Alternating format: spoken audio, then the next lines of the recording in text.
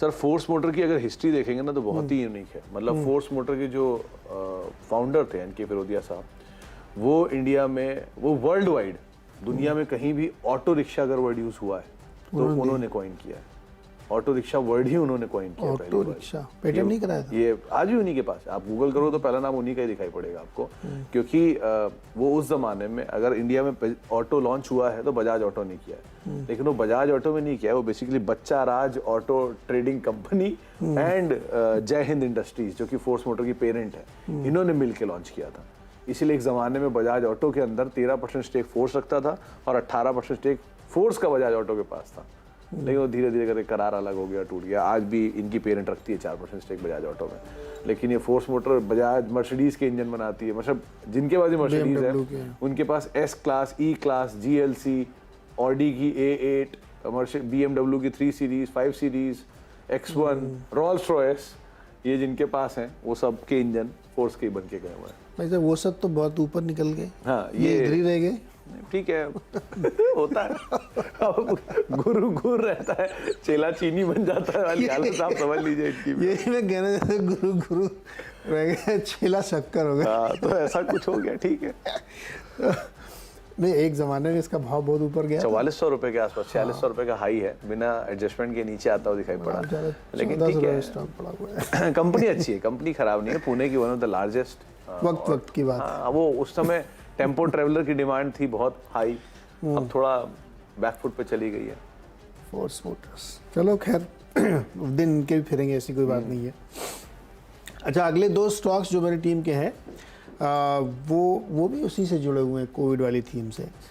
IOL chemical और एल्केम, ये भी ग्रीन ट्रेड करेंगे। देखिए, जुकाम बुखार या इस सब की वजह से क्या है, पैरासिटामोल बहुत बिकता है ना, और ये कंपनी बनाती है, तो इनके स्टॉक्स में करना है। 2 रीजन से लिया मैंने। तो एक तो अपने नॉर्मल फ्लू बहुत हो रहा है, तो उसमें भी मेडिसिन बहुत यूज़ होती हैं, और इसकी वजह से भी एक सेंटिमेंट है। मैं चाहता भी नहीं हूँ कि कोविड फैले, उस चक्कर में ये स्टॉक चले, लेकिन अब समय है, सिचुएशन है, तो हम क्या कर सकते हैं इसमें, तो उसका एक फ़ायदा हो सकता है। दूसरा, आपने एक चीज़ गौर की होगी कि चीन में बहुत शॉर्टेज है मेडिसिन की, ब्लैक मार्केट चल रहा है वहाँ पे, इतनी ज़्यादा कंजम्पशन, भाई एक दिन 1-1 करोड़ केस आ रहे हैं वहाँ पे, तो उसकी वजह से वहाँ पे दवा की बहुत शॉर्टेज है। तो बहुत सारी कंपनीज़ के लिए अगर सप्लाई शॉर्ट होती है पूरी दुनिया में या अमेरिका जैसे बड़े देशों में, तो अपने आप डोमेस्टिक कंपनीज़ को फ़ायदा हो जाता है, कुछ ना करने में भी, मतलब किसी दूसरे की वजह से भी आपको बहुत फ़ायदा हो सकता है।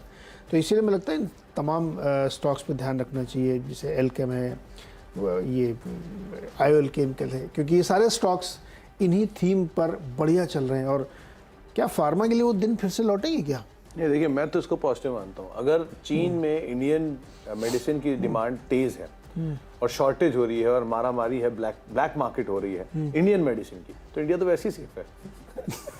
जब आप वहाँ की हमारी दवाइयों की वहाँ पर ब्लैक मार्केट हो रही है तो हम तो वैसे ही सेफ है, तो हमें तो ऐसे ही टेंशन लेने की जरूरत नहीं है।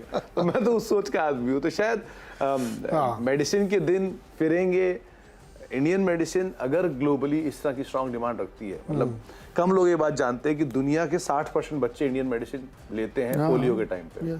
ठीक है, दुनिया के 60% लोग चाहे चिकन पॉक्स एंड बाकी ऐसे इंडिया वर्ल्ड फार्मेसी कहते भी हैं। तो इतनी बड़ी जब इंडियन मार्केट है ही, तो उसमें वर्ल्ड वाइड हम ही हैं।